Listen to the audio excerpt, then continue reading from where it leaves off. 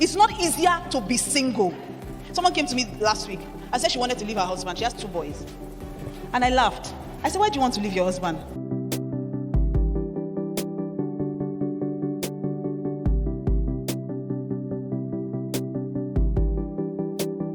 She said, financially, there's nothing happening. Emotionally, nothing. Sexually, nothing. Mentally, nothing. So I laughed. I said, when you were taking your vows, I was there. And I remember that day when I was telling you that marriage is not a reward. You looked at me like I fell from the moon. And when Pastor said, in sickness and in health, you said, in sickness and in health. And he said, for better, for worse. You leaned towards him and said, for better, for worse. Till death do us part. You said, till death do us part. When they say you may now kiss the bride, you leaned into him. I say, now you have enjoyed the better. According to you, this is the worst. Who is now going to do the worst for you? Me? When you make vows on your wedding day, remember my voice saying to you, it is not a reward. It is not a reward. It is not a reward. Marriage has benefits, but it is not a reward. Marriage is beautiful, but it is not a reward. It is not a reward. The next thing you need to do, build capacity. I need to move very quickly. You need to build enough rooms. What does that mean? You need to build capacity. When you get married, unfortunately for you, you need to grow. You can't stay like the way you are as a single person. You can't survive it in marriage. Let me give you a typical day in my life. So for instance, on Wednesdays, let me use a Wednesday. Or at least let me use this last Wednesday. So usually, whether or not I'm going anywhere, I wake at 4 because my body has been trained to wake at 4. I wake up at 4 a.m. and then I kind of brood. I go around my house. I kind of just move around. I want to be sure that there's nothing wrong. I just go around my house, praying and then feeling things out. So by 5:30, if it's a day that I have time, I usually would go out for a long walk. If it's not, I would try to skip in my room or something, do some form of exercise. I usually leave my house at 6 a.m. because we live on the island and my children go to school at our school, which is on the mainland. So we must do 1 hour, 30 minutes minimum every day to get my children to school. So I drop my children in school and I go to work. So I get to my office about 8 a.m. So I'm there.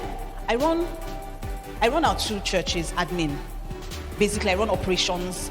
I also run corporate communication, anything communications, our creatives. I run all our departments. All heads of departments answer to me. All small group heads answer to me. All ministers answer to me. Our school, even though we have a head of schools, she too answers to me. So everything that is basically going on in church, nothing happens that I don't know about. Okay? Apart from that, people will expect me to counsel them. Now, I also run Just Us Girls. So I blog on Tuesdays, Wednesdays, and Thursdays. I'm sure a lot of people have noticed I've not been able to blog in the past few days because I've been forced to rest. So I would blog do a testimony on Tuesday. On Wednesday, I do married women. Thursday, I do those trusting God for the fruits of the womb. And then people still come in for counseling on those days, okay? So most of the time, we also would do midweek service on the mainland, which is about 6:30. Now I have to send my children home and either wait behind my driver or catch an Uber home. Most times, because I'm already on the island, my husband will call and say, honey, please, I'm tired, preach for me. So I'll probably preach service. So I will preach the service and probably end at about 9, wait out traffic, so maybe about 9:30. I leave that place, get home at about 11. So when I get home, that's last week Wednesday, I got home about 11 p.m. So I would get home and thankfully my children will be asleep. Hopefully, my children will be asleep, except for one. Pastor Lori's goddaughter, Davida. She does not sleep. Mommy, and she's so clingy. So thankfully, maybe she'll be asleep. If she's asleep, that's fine. If not, then I get home and my husband wants a wife. So we'll probably have a conversation and any other thing that he might need. I'm just saying. So you can imagine that I will probably sleep at 12:30 or 1. My day starts at 4 a.m. the next day. As a single person, if you're going to achieve all your dreams, you need to build capacity. You need rooms. You need husband room. You need wife room. You need you need your own personal room. You need space. You need time to be you. You need rest. You need you time. There's mommy room because you must be a mother to your children. You can't be an absentee mother. You can't let the world train them. You can't let social media. You can't let Disney Channel train them. That's a whole different message. And then you will work. So you need work room. Won't you make money? You will work. And possibly, if you're like me, your salary won't be enough for you. So you will do other businesses. Then you will do ministry. You will serve in your church. Won't you serve God before? Is it work you came to serve? You need capacity. You must build rooms. Give me the next slide. You must build rooms. Isaiah 54:2 says, enlarge the place of thy tent and let them stretch for the curtains of thine habitation. Spare not, lengthen thy cords, strengthen thy stakes. He's talking about capacity. Why? Because you will surely break forth on the right hand and on the left. There's no way that you will get married under God, have the grace of God, and the grace that Pastor Lloyd preached about this morning, and your life will remain the same. It's not possible. So what God is saying is you must build capacity. No one must suffer. You must have a great relationship with your husband. That's how to be an uncommon woman. You must have your home tied down. Your work, you must be productive. Ministry, you must be productive. Nobody came here just to make money and die. You must leave a legacy here. That's God's plan. You must leave a legacy here. Next slide, please. Next thing is to beautify. How do you beautify a building? You paint it, okay? How do you do that? With love and prayer. Prayer is something you can't play with in your home. You must pray for your children, pray for your husband. Hey. Some of the things, recently I released a prayer book, and that's because married women in my church kept asking me, how do you pray for Pastor? Some of the things I pray for my husband, today I'm seeing the results. Something happened to me this morning. I probably will have to end with that, but I see I don't have time. Something happened to me this morning. I told you earlier that I used to attend this present house, right? Did you hear me when I said that? Okay. So I was a regular person. I wasn't even close to the pastorate. I was just a worker in church, but I was committed. I was in children's church, and they knew one thing. My head of schools, my principal of children's church, they used to say, even if you don't see anybody in church, you will see Mildred. I was always there. Not just because I loved God and I loved my children, and I understood that I was God's nanny. I knew that I was sent there to make sure that these children not just give their parents time to learn in church, but that they also learn and know God. So I would be there, only me sometimes, with 30 children, all 3 to 5 year olds. Some I would tie them to their seats with their belts, so that they will not kill me from my mother. Some I will run after. There's one boy I used to hold, I would not pin the boy down when I'm teaching because he's so restless. So I was not known. When I say I was not known in TPH. I was only known by my teachers. I would do my work. I would be there first thing. Some days, some months, I would not enter church at all. God knew I was faithful. I was faithful to his work, but I was not. You will know that they are not praying the same prayer for me. But it's well. I'm not offended. It's well.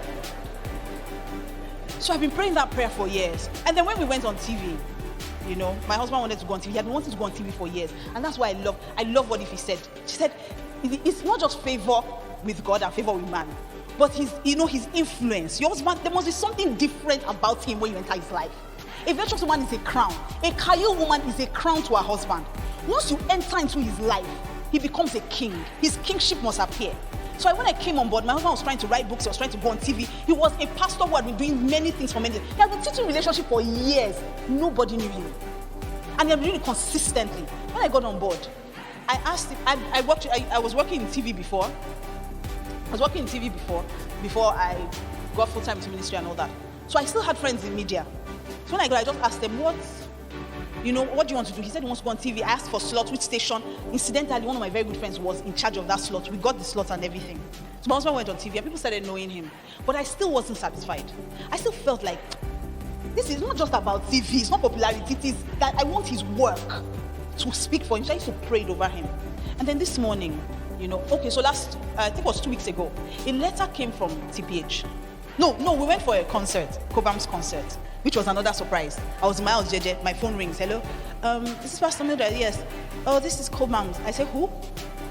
He said, Cobham's. I said, the Cobham's. He said, yes, I'm having my show, blah, blah, blah, I want to invite you. So we got there, and then we met Pastor Tony Rapo. How many people know Pastor Tony Rapo? And so Pastor Tony was passing by our table. And then he stops and says, this is Pastor Kingsley. He says, I've been looking for you. I've been following you. In fact, he says, did he tell you I've been looking for you? And then my husband says, actually I heard some, but I didn't really believe, I didn't take them seriously, that kind of thing. So he says, no, I wanted you to do a meeting for us. But we need to talk. And then last 2 weeks, a letter came to our house. That they're doing a leaders conference, pastors conference, and that they want my husband to come and speak. Now, for some of you don't understand what that means. I don't think you understand what that means. When I walked in this morning, my pastors, I used to say Pastor Tony was a God to me. I don't know if you understand what I mean. Like, he was my, God. I don't think you understand. Like, when I see the man, I feel like the Holy Spirit is standing right in front of me. That's how I felt those days. And then people that were my pastors, then when they're pastors, am I mad? I will stand back for protocol to pass. This morning, they were the ones holding umbrella for me and holding doors for me and calling me ma. For some of you, it will mean nothing, but you know how I felt? I felt like Joseph, moving from slave to prime minister. Why? Because my husband moved forward. It's not about me. I know that I am sent. It's an assignment. I'm sent to make his life better. So everything God has sent him to do, I must make sure he achieves it. And as you make sure that your husband achieves it, your own life too will move forward. So now, I go places. If I was not Pastor K's wife, I don't think a lot of people would know me. His life has given me platform. And I've been doing a lot. I don't think you understand his life better. So everything God has sent him to do, I must make sure he achieves it. And as you make sure that your husband achieves it, your own life too will move forward. So now, I go places. If I was not Pastor K's wife, I don't think a lot of people would know me. His life has given me platform. And I've been doing a lot of the underground work. This morning, they asked him a question in church, at that church. So a pastor asked him, how do you do these things? What do you do? Blah, blah, blah. They asked him a question. And my husband looked at me, and I smiled. Because he doesn't do those things. He does those things through me. I run the church. He doesn't know. So as he was there, he looked at me, and then Pastor Tony said, oh, do you want to say something? So I took the mic, and I told them everything that we do. And I know that when I get home today, my husband will love me differently. Pastor Laurie gets it. If you are single, don't get it in Jesus' name. So my point is, there is no room for slackness in your home.